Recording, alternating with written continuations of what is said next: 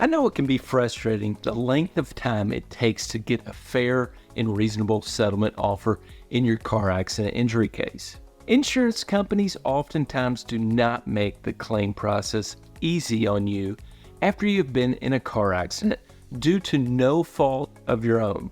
I've seen this a countless number of times. You see, before I started representing injury victims following car accidents, I used to be a lawyer for insurance companies, defending car accident injury claims in court. In this video, I will discuss 4 reasons why it may be taking a long time to get a fair offer in your car accident injury case, and actions that can be taken to give yourself a shot at a fair and reasonable payday. To illustrate my points, let me tell you the story of my past client, Reed. Reed was in a rear-end motor vehicle accident. He was rear-ended by a driver that was inattentive. After the accident, he went to the hospital, but not in an ambulance. He had a friend drive him to the hospital. Reed suffered injuries to his head, left knee, left hip, shoulder, and back. Diagnostic testing revealed that Reed did not sustain any broken bones, and he was discharged. It was a short visit to the hospital. He later sought additional medical treatment, including physical therapy and pain management treatment. When it was all said and done, Reed's medical bills totaled a little under $18,000. $10,000 of his medical bills were paid by personal injury protection benefits, which are also known as no-fault benefits, by the insurer of the vehicle he was in. But this leads me to my first reason why your car accident injury case may be taking time to get a fair settlement offer on. And that reason is that in most cases, it's impossible to know the value of your case until you are finished treating or reach maximum medical improvement. Reed received medical treatment for a few months after his accident, but it's not uncommon to have several months of medical treatment after a car accident, and in some cases, even years of medical treatment, possibly for the rest of your life.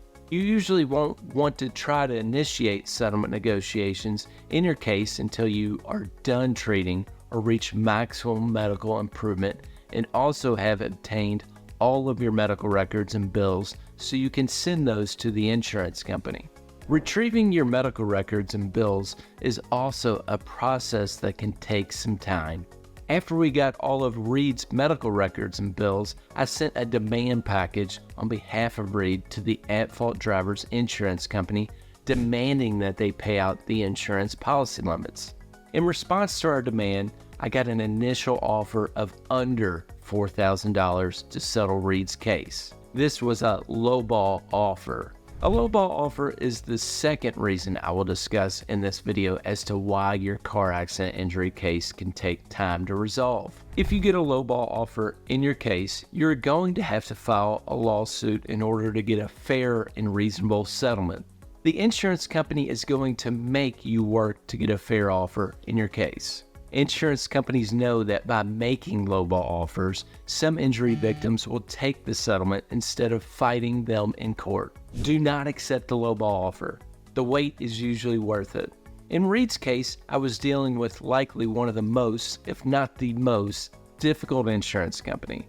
This company is known for making claims difficult on injury victims. The third reason I will discuss in this video as to why your injury case may be taking a long time to get a fair settlement offer is whether or not you're dealing with a difficult insurance company.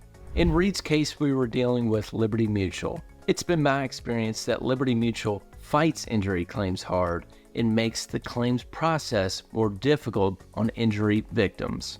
Allstate, Esurance, and Safeco are other insurance companies in my experience that fight injury claims hard and drag out the case before making a fair settlement offer. If you're dealing with one of these insurance companies for your injury claim, it is likely it will take a long time before getting a fair offer in your case.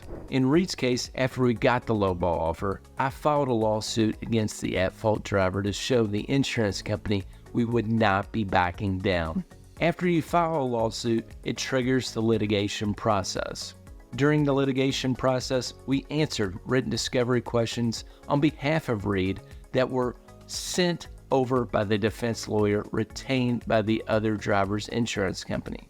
We also sent over written discovery questions to opposing counsel for the at-fault driver to answer. We produced Reed for his deposition. I also moved for a trial date, and we were ordered by the court to mediate the case. This leads me to the fourth reason I will discuss in this video as to why your injury case may be taking a long time to get a fair settlement offer, and that is the litigation process moves slowly. Many courts are overloaded with cases, and it's hard to get a case moving along during the litigation process. In the jurisdictions I practice in Kentucky, we usually can't get a trial date until after a significant amount of litigation has already taken place. Even when we do get a trial date, the courts are so backed up we usually won't get the case scheduled for trial on the court's docket for at least 8 months from the date we request the trial date. In Reed's case, we ultimately mediated the case a month prior to the trial date we were given. Mediation is a settlement conference where a neutral party known as a mediator helps the parties try to reach a settlement in the case. After we agreed on a date to mediate the case, I requested one of the doctors that treated Reed to provide me with reports outlining the nature and extent of Reed's injuries related to the accident. We provided this doctor report to the defense lawyer prior to the mediation. This report was very favorable to Reed and helped significantly increase the value of his claim. Thus, at mediation, just a month prior to our trial date, we were able to settle Reed's case for nearly $40,000, which was over 10 times the initial offer on Reed's case. After the $10,000 in no-fault benefits that went towards Reed's medical bills are factored in, Reed's recovery was nearly $50,000. Reed's case took about 2 years from the date of his car accident to get settled. While Reed did not have what I would call a big injury case, as he had no broken bones and no surgery was needed, the value of his case was still worth way more than the initial offer and was certainly worth fighting for to get a fair offer after the lowball offer initially given by the other driver's insurance company.